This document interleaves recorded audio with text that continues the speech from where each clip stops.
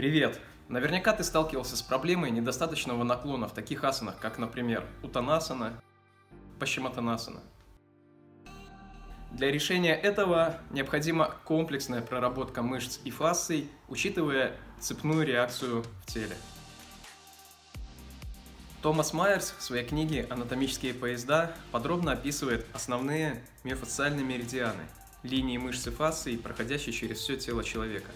Давайте посмотрим на поверхностную заднюю линию, которая объединяет в две зоны всю заднюю поверхность тела от пальцев ног до надбровных дуг. Основная эволюционная задача поверхностной задней линии заключается в выпрямлении и переразгибании, то есть в поддержании тела в выпрямленном положении.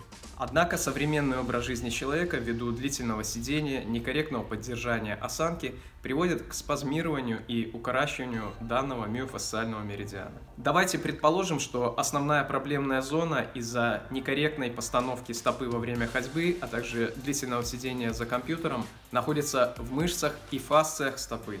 Цепная реакция, вызывающая избыточное напряжение и болевые ощущения, может передаваться выше от подошвенной фасции и коротких сгибателей пальцев ног на ахиллово сухожилие и икроножную мышцу, затем в область подколенных мышц, двуглавую мышцу бедра, крестцово-бугорную связку, крестец, крестцово-поясничную фасцию и мышцу, выпрямляющую позвоночник, затылочный бугор, фасцию черепа и даже в область надбровных дуг. На данном примере хорошо видна взаимосвязь всех структур поверхностной задней линии, а также наглядно продемонстрирована зависимость наклона вперед от состояния мышц и фасций этого меридиана. Остановимся на одном интересном моменте. Когда колено согнуто, то миофасция бедра и миофасция нижней части ноги функционируют по отдельности. Изгибание в области тазобедренного сустава осуществляется значительно проще, что может быть актуально для людей, только начинающих практику йоги и имеющих проблемы с поверхностной задней линией. При выпрямленных коленях возникает одна сплошная линия, и наклон вперед становится более сложным.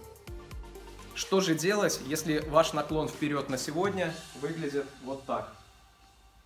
Самомассаж с использованием массажных мечей и роллов, а также последующее вытяжение мышцы и фасции помогает значительно улучшить биомеханику всего тела и снять мышечные боли. Для того, чтобы углубить свой наклон вперед, начните миофасциальный тренинг с прокатки стопы тренажером Black Roll Mini, выполняя перекаты по 30 секунд на каждую ногу. Чем регулярнее прокатывать стопу, тем фундаментальнее можно проработать всю цепную реакцию от стопы до поясницы. Ссылка на качественные тренажеры для самостоятельного миофасциального массажа, а также актуальный скидочный купон находятся в описании под этим видео. С пяткой связаны все мышцы задней поверхности голени. Далее следует перейти на проработку именно этих поверхностей. Икра состоит из трех крупных мышц – задняя большеберцовая, камбаловидная и икроножная. Все эти мышцы в здоровом состоянии работают независимо друг от друга. Травмы, некорректная поза, обезвоживание, недостаток или переизбыток нагрузки вызывают слипание фасций мышцы голени и их засорение. В результате может образоваться подошвенный фасцит. Таким образом, мышцы икры часто являются главной причиной в проблемах биомеханической цепи. Исправить это можно с помощью миофасциальных тренировок с массажными роллами и мячами. Проработать область ахилла и оказать глубокое воздействие можно при помощи Black Roll Mini. Однако, если напряжение мышц высокое и при данном упражнении возникает выраженная болезненность, то лучше проработать заднюю поверхность голени на большом массажном ролле.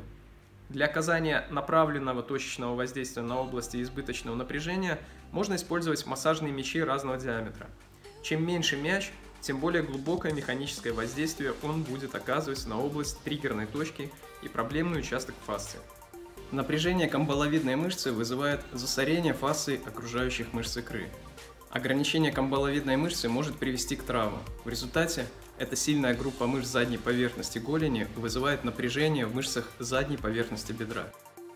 Если не лечить камбаловидную мышцу, она создаст избыточное напряжение в коленном суставе, и он должен будет стараться сместиться вперед, чтобы скомпенсировать натяжение задней поверхности бедра и голени. Это создает неустойчивое положение к коленному суставу и провоцирует в нем хронический стресс. Происходит перенапряжение разгибателей стопы, которые стремятся сохранить функцию ноги и стабилизировать стопу.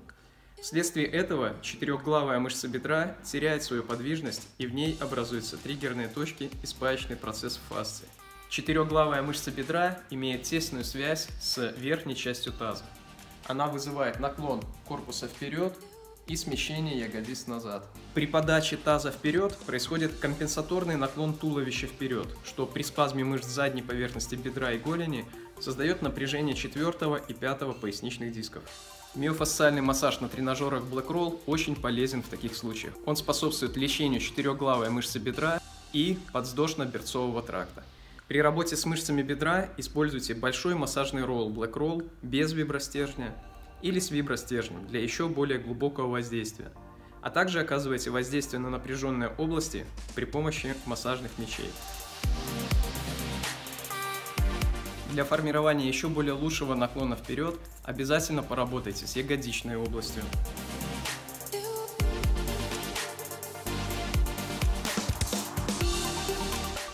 Мышцами поясницы,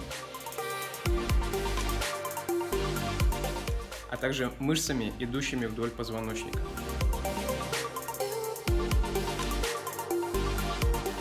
В миофасциальной тренировке очень важно работать со всей биомеханической цепью. Проведение массажа роллами и мечами улучшает гибкость мышц, укрепляет слабые места и возвращает человеческому телу полноценную биомеханику. Обязательно придерживайтесь целостного подхода и прорабатывайте все группы мышц и фасций. В этом случае вы добьетесь более стабильного и выраженного терапевтического результата. Для повышения КПД от миофасциального релиза обязательно протягивайте после самомассажа мышцу и фасцию при помощи асан хатха-йоги. Выберите на данном канале доступный для вас на сегодня один или несколько комплексов асан хатха-йоги и обязательно практикуйте их после миофасциального релиза. Спасибо, что посмотрели это видео. Если оно оказалось полезным для вас, пожалуйста, поддержите его лайком и поделитесь со своими друзьями. Если вы еще не подписаны на канал, нажмите соответствующую кнопку, а если подписаны, то проверьте наличие включенного колокольчика для того, чтобы оперативно получать информацию о выходе новых видеопубликаций. Крепкого здоровья и прекрасного самочувствия. До новых встреч. Пока.